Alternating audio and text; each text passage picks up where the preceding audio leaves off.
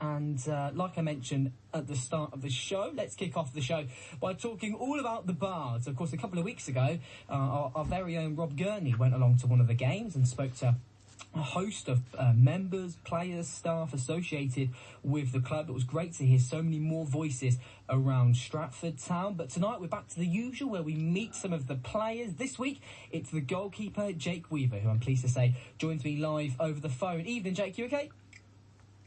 Evening, Will. You okay? Thanks for having me on. No worries at all. Great chatting, and again, massive thank you for taking your time out your day. I've got to ask, first question, when it was a couple of weeks ago, Rob Gurney went to one of your games. You weren't in goal. Have you just come back from injury?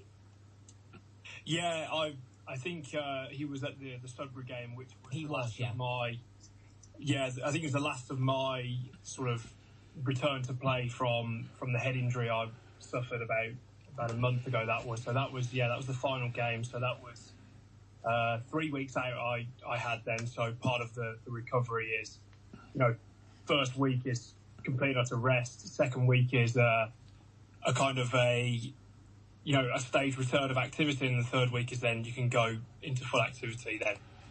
Yeah, I remember hearing about the injury that you had. We had the skipper on, Paul, who of course stepped in goal. Paul McCone. Yes, that's the one, because choice goalkeeper. Yeah, that's it. Yeah, I remember speaking to him because he had to step in goal, of course, of your injury. We spoke all about it then with Paul, of course, people coming together and kind of at that moment football kind of stops and they were making sure you're okay. I know you went to hospital quite quickly, but it seems all okay. You're back in goal now, so there's no worries, yeah? Yeah, no, all good. Back in goal. My recovery was really smooth, and I've got to sort of pay special tribute to Nadeem from our side and Wan, who was the Royston medical staff. So yeah, it was a little bit scary, to be honest, but I think there was nothing to worry about really. I think Paul went in goal and kept a clean sheet with relative ease, I think. So yeah, there was nothing to really worry about. He did. He was bragging about it on the show when we spoke to him the week after.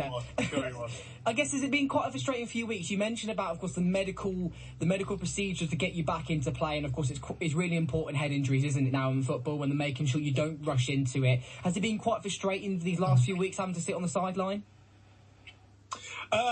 Yes and no to an extent. I mean, a bit like you just alluded to, you can't take any risk with head injuries, and you've got to make sure that you do all the right protocols in place. You don't sort of skip any sort of procedures that you might need, or any corners that you potentially think, oh, okay, I can maybe get back a little bit quicker than what I anticipated. I was mindful just to make sure that I did everything right, and then when I was able to come back, then I was fully confident to return to play. And it's the first time we've spoken to you, Jake. Of course, signing in the summer. It's a while away now, of course, but you signed in the summer. Of course, you've been, apart from this injury, you've been, the regular number one. How have you found your time so far at the Bards? I've really enjoyed it, to be honest. I mean, joining the club at, a moment when I feel like I can really contribute to push the club forward and, achieve something special, really. It's been really good so far. The results, by and large, have been really good as well. And I think that's one thing that, I feel like I can contribute to the team is, trying to achieve something special. And we've really got an opportunity now. Okay, the last sort of couple of results haven't really been what we would have liked, but in hindsight, they're going to have bumps in the road throughout any sort of campaign. We feel like we've had a little one now, but with 8 games to go, we're in a really strong position to really do something. Absolutely, the business end of the season. You came in, and of course under Gavin Hurren, of course, who's no longer manager, and of course Paul Davies is taking on the role. What was that kind of change in the dressing room when that news kind of hit you? Was it quite a shock to you all? And of course, Paul was already at the club on a coaching role, but you guys had to kind of develop and change quite quickly, didn't you? Yeah, a little bit. I think Gavin moved on, and I'd wish him all the best. Sometimes people change, people move on, and he's doing a really good job where he's at now, and that's it really. He's moved on, but the one thing that I've really enjoyed about working under Paul is the fact that he's stepped into this position and sort of gave a lot of just just made it sort of natural to the players. It's a really nice environment to one, train, and then two, when it comes to games, he's really positive and really enthusiastic about, you know, where we can probably take the club over this next sort of 8 games, really. And that's all down to, you know, I feel like it's down to him sort of just saying, you know, okay, we're here where we are. There's no pressure really, and we can look forward to what's coming in the next sort of 6 to 7 weeks. Absolutely, it's going to be a real business end to the season. I'll touch on that in a second, Jake. But excuse me, of course, you know, we cover Leamington as well on our patch at CWR. Many of our, you know, on this show, because we have Leamington players and Stratford players as well. A lot of Leamington fans will know you from your time there. You know, so a message to them, any Breaks fans that are listening. Of course, you had a very successful couple of years there. You look back on them on fond memories.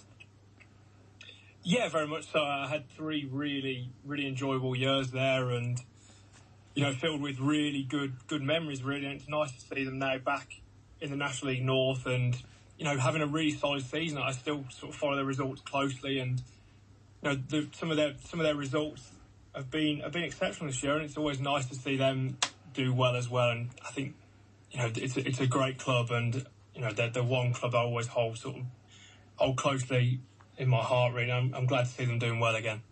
Absolutely, and of course the aim's where you guys want to be in the National League North. You know, you mentioned about the final run-in. Of course, as we speak, as of right now, 5th in the league at the moment. Like you said, recent results haven't been the best. A bit of a dip in form, you know, looking above you to some of the teams. It's so close in there. Of course, you're 5th on 57 points. Leading the way is Bedford Town with 62. So there's only 5 points in it. You know, with these last 8 games of the season, you know, you must be going into it pretty confident. Just looking at the rest of your fixtures as well, there's a few teams still to play. You were lurking down the bottom as well, so you know you've got a good opportunity to definitely solidify your playoff push, haven't you? Yeah, very much so. I think with the 8 games left, there's a few games of teams that are, you know, fine to stay up, but as proven against Hitchin a few weeks ago, that, you know, sometimes there's teams down the bottom, they don't just turn up and roll the red carpet out. They can make life really awkward for you. There's teams in sort of, you know, mid-table who are still with aspirations to push up as high as possible, and there's still a couple of games against teams in and around the top sort of 8. So, yeah, there's a real mixture of fixtures to play for, and I think, you know, in this sort of business end of the season, everyone's got something to fight for, and everyone's got an achievement they want to get out of the season. And I think now for us, there's 8 games. Can we look to win as many as possible and finish as high as possible, whether that be automatic promotion or trying to secure a playoff space come the end of the season? Absolutely. And, you know, of course, like you said, you've been away from the team for a couple of weeks, of course, due to that injury, but 10 clean sheets so far. Of course, another 8 games up for grabs. You can, you know, and of course the potential playoffs as well. You know, personally, Jake, you must be pretty proud. Those double figures in clean sheets, you must be pretty proud of your season and your contribution. Yeah, no, I'm really pleased, to be honest. I mean, yeah, I think ultimately the clean sheets as well are a really good reflection of not just me. I'm not taking sole credit for it. They're a great reflection of the defence and the team, really, that we've got that desire to keep clean sheets and take real pride in not conceding goals. And you never know, come the end of the season, these clean sheets and having, you know, minimal goals in the goals against column could help us with goal difference in a league position. Absolutely. The goal difference in football is so important now. At the minute, it's looking quite a healthy 17, so it's not looking too bad. Of course, you mentioned, of course, it's a couple of teams, the remainder of your games down the bottom, a few around you guys, and it starts on Saturday, of course, against Harborough Town, who are only a couple of places below you, only 4 points separating you guys. So, again, it's another tough test, but an away trip as well. So, you know, what you guys, of course, look into, of course, a couple of defeats on the bounce, as we spoke about, you know, an opportunity to put it right at Harborough. Yeah, we know exactly what we're going to come up against with Harborough. I think all you got to look at is, you know, their form, particularly in 2025 alone, has been exceptional, really.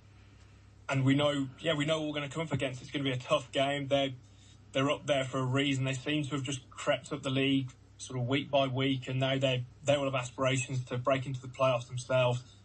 And also, you know, they will feel like they can sort of retake it to us. But, you know, we'll be ready for it. And I think that's one thing that, you know, I have full faith in the group, that despite a couple of bad results, we can bounce back and really give a good showing of ourselves on Saturday.